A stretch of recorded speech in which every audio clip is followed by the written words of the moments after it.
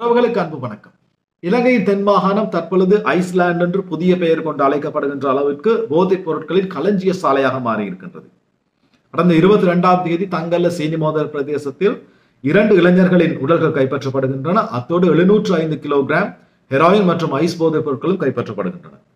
இது இலங்கை வரலாற்றில் ஒரு நாளொன்றில் கிடைத்த அதிக இடையிலான போதைப் பொருட்களாக கணக்கிடப்பட்டிருக்கின்றது. இந்த கொலை மற்றும் இந்த ஐஸ் மற்றும் ஹெரோயின் போதைப் பொருளோடு தொடர்புபட்ட அனைத்து உண்மைகளும் இப்பொழுது வெளியாகி இருக்கின்றன. இதை நாட்டில் கொண்டு வந்தது யார், எந்த வழியாக வந்திருக்கின்றது, எங்கு செல்ல இருந்தது, இதற்கு காரணகர்த்தாக்கள் யார், இதன் பின்னணியில் இருந்த அரசியல் என்ன, அனைத்து விடயங்களும் இப்பொழுது வெளிவந்திருக்கின்றது. அந்த உண்மைகளை உங்களோடு பகிர்ந்து கொள்ள நான் உங்களில் ஒருவன் சந்திரன் ரிவ்யூஸ்க்காக தொடர்ந்து இணைந்திருங்கள். உண்மைகளை பேசுவோம். என்னுடைய காணொலிகள் உங்களை கவர்ந்திருந்தால் சேனலை சப்ஸ்கிரைப் செய்ய மறக்காதீர்கள்.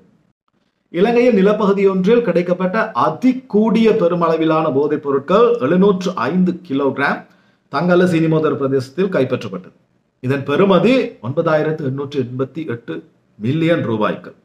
இதில் சீனிமோதர் பிரதேசத்தில் வீடொன்றில் 168 கிலோகிராம் ஹெராயினும் 326 கிலோகிராம் ஐஸும் கைப்பற்றப்பட, கொடல்லாவ பகுதியில் லொரி ஒன்றில் 115 கிலோ ஹெராயினும் 95 கிலோ ஐஸும் கைப்பற்றப்பட மொத்தம் 705 கிலோகிராம்களாக மாறியது.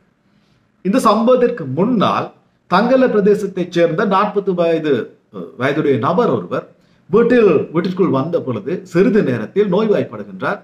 2 மகன்களாலும் அவசர சிகிச்சையில் அனுமதிக்கப்படுகின்றார். அங்கே இவர் இறக்கின்றார். அங்கு இவருடைய உடலில் அதிக ஐஸ் போதைப் பொருள் கலந்திருப்பது தெரிய வருகின்றது. ஓகே, தற்பொழுது அடுத்த நாள் காலை 23ஆம் தேதி சீனிமோதர பிரதேசத்தில் 2 இளைஞர்களின் உடல்களும் மீட்கப்படுகின்றது. இந்த மூவரின் உடல்களிலும் ஐஸ் என்ற போதைப் பொருள் அதிக அளவில் கலந்திருப்பது தெரிய வருகின்றது. சோ இந்த 49 வயதுடைய நபர் இந்த சீனிமோதர் பிரதேசத்தில் இருந்து தான் அன்று இரவு சென்றிருக்கின்றார் தன்னுடைய வீட்டிற்கு. இறுதியாக அந்த சீனிமோதர வீட்டில் தான் அவருடைய லொரியும் வைக்கப்பட்டிருந்தது. சோ அங்கு இடம்பெற்ற தேடுதலின் பொழுதுதான் இந்த போதை வஸ்துக்கள் தொடர்பான விடயங்கள் வெளிவருகின்றன.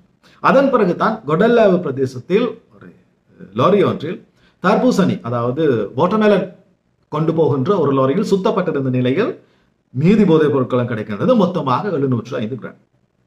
இதில் இப்பொழுது இன்று வரை, அதாவது 24ஆம் தேதி ஆகும் பொழுது வெளிவந்திருக்கின்ற தகவல்கள் தான் வெளிநாடொன்றில் இருக்கின்ற உனாக்கூருவே சாந்த மற்றும் கலுசாகர என்ற இருவருடையவும் பொருட்கள் தான் இவை. இந்த போதைப் பொருட்கள் எவ்வாறு நாட்டிற்கு கொண்டு வரப்பட்டது என்ற அனைத்து விடயங்களும் இப்பொழுது விவரமாக வெளிவந்திருக்கின்றன.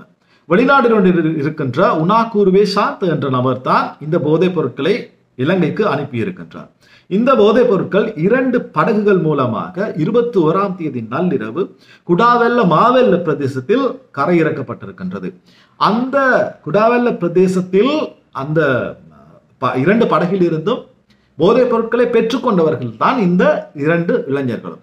இவர்கள் அந்த போதைப் பொருட்களை பெற்றுக்கொண்டு அங்கே அருகில் இருந்த ஒரு வீட்டில் வைத்துவிட்டு அந்த கடற்கரை மணலில் பியர் அருந்திவிட்டு போதைப் பொருட்களும் அருந்திவிட்டு அங்கிருந்து ஒரு லொரி ஒன்றின் மூலமாக சீனிமோதரைக்கு எடுத்து சென்றிருக்கின்றார்கள். அங்கே சீனிமோதரையில் அந்த லொரி சாரதியும், அவர் தான் அந்த 49 வயது நபர், அந்த லொரி சாரதியும் இந்த இளைஞர்கள் இருவரும் அதாவது பியரும் அருந்தி ஐஸ் போதைப் பொருளும் பயன்படுத்தி இருக்கின்றார்கள். இறுதியில் தான் இவர்கள் 3 மரணம் ஏற்பட்டது. அந்த மரணத்தின் பிறகுதான் இந்த போதைப் பொருள் எவ்வாறு கண்டெடுக்கப்பட்டது, யார் மூலமாக வந்தது என்ற அனைத்து தகவல்களும் இப்பொழுது வெளியாகி கொண்டிருக்கின்றது. இதிலே இன்னும் 3 கைப்பற்றப்பட்டிருக்கின்றார்கள். ஒருவர் கல்கிசை பிரதேசத்தைச் சேர்ந்தவர். இவர் தான் முக்கியமானவர். இதில் கல்கிசை பிரதேசத்தில் கைப்பற்றப்பட்டவர் இந்த உனாக்கூருவே சாந்த் என்ற நபருடைய நெருங்கிய சகாவாக இருக்கின்றார்.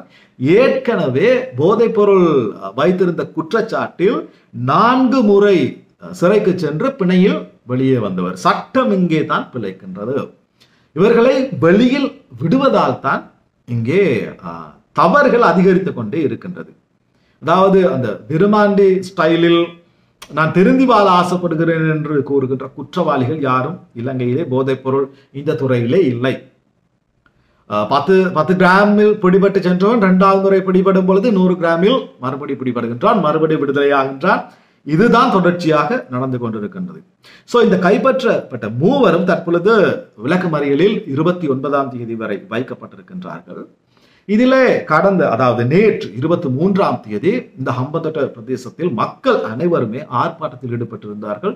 கொட்டுகின்ற மழையில் ஆர்ப்பாட்டத்தில் ஈடுபட்டிருந்தார்கள். இவர்கள் அரசுக்கு முன்வைத்த ஒரே கோரிக்கை, நாங்கள் அரசுக்கு பூரண எங்களுடைய சப்போர்ட்டினை தருகின்றோம், இந்த ஒரு போதை என்ற விஷயத்தை நாட்டில் இருந்து ஒழிப்பதற்கு அரசாங்கம் தயவு செய்து தங்களால் இயன்ற ஒரு அதி உயர்ந்த தண்டனையை கொண்டு வர வேண்டும் என இவர்கள் கோரிக்கை விடுத்திருந்தார்கள். அதில் ஒருவர் மீடியாவுக்கு கருத்து தெரிவிக்கும் பொழுது, தூக்கு தண்டனையை கொண்டு வா, தூக்கு தண்டனையை கொணர்ந்தால் தான் இவை அனைத்தும் நடக்கும் என்ற ரீதியிலே கருத்தினை தெரிவித்திருந்தார். மறுபுறம் பாராளுமன்ற பேச்சாளர் நலிந்த ஜெயதிசவிடம் ஒரு கேள்வி கேட்கப்படுகின்றது. ஊடகவியலாளர் சந்திப்பில் முன்னாள் பொகட்டுவ மஹிந்தவின் கட்சி சாகலகாரியவசம் பாராளுமன்ற எம்பியாக இருந்தவர், அவர் ஒரு கருத்தினை கூறியிருக்கின்றார். என்னவென்று சொன்னால்,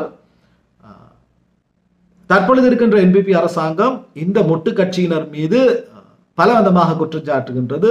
போதைப் பொருட்களை அவர்களை சார்ந்த பிரதேசங்களில் போட்டுவிட்டு அவர்களை கைப்பற்றி ஜனநாயகத்திற்கு எதிராக செயல்படுகின்றது என்ற ரீதியில் அந்த கேள்வியை அந்த மீடியாவில் இருந்தவர் கேட்கின்றார் நலிந்த ஜெயதிச மினிஸ்டரிடம்.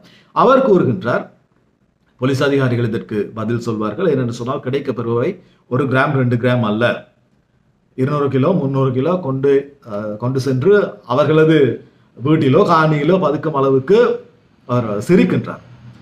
இது ஒரு அரசியல் பழிவாங்கல் அல்ல.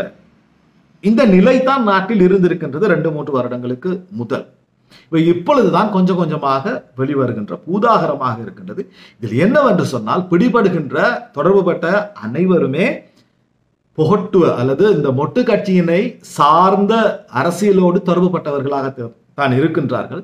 இந்த உலாகுருவே சாந்த என்ற நபர், அதாவது தெற்கு பிரதேசத்தில் தென் மாகாணத்தில் இருந்த முக்கிய அரசியல்வாதி, அவர் யார் என குறிப்பிடப்படவில்லை,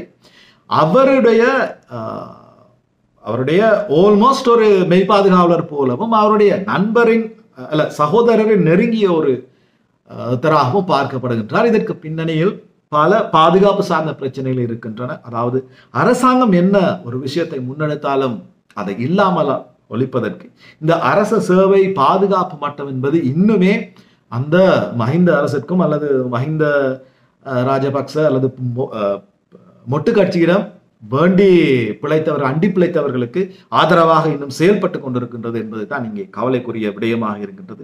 இதை சாதாரண விஷயமாக எண்ண வேண்டாம். இது மிக பெரிய நாட்டுக்கு பிரச்சனையாக மாறுகின்ற ஒரு விஷயம். ஏற்கனவே பிரச்சனையாக மாறி இருக்கின்றது.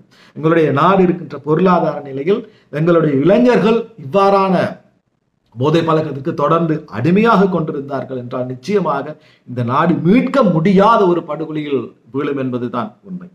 உண்மையில் இந்த செயல்பாட்டிற்காக இந்த அரசுக்கும் போலீஸ் அதிகாரிகளுக்கும் இராணுவத்தினருக்கும் STF அதிகாரிகளுக்கும் நாங்கள் பொதுமக்களாக எங்களுடைய முழு ஆதரவினையும் வழங்க வேண்டும். அவ்வாறு வழங்கும் பட்சத்தில் தான் இந்த ஒரு செயல்பாடை முழு சமூகத்தில் இருந்தும் அறவோடு ஒழிப்பதற்கு கூடுமாக இருக்கும்.